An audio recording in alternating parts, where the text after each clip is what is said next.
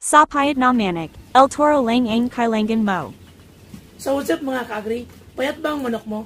Ito na ang solusyon sa problema mo. Produkto ng Battlecat na para sa'yo. Ang El Toro, magbigay lamang ng 2 tableta sa loob ng 1 linggo at siguradong bubukan ng katawan ng manok mo. Ito rin po ay pangpalakas ng pagsampa ng ating mga rooster at ito rin po ay nagpapataas ng similya.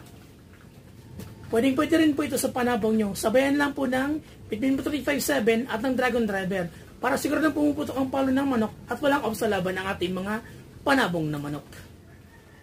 At nagbibigay din po ako ng Between 357 sa ating mga manok, lalong-lalo po sa ating mga heritage breed na breeders. So ang pagbigay ko po nito ay every other day. At syempre yung ating El Toro ay sa ating mga rooster twice a week po kapag nasa breeding season tayo. So yun lamang po.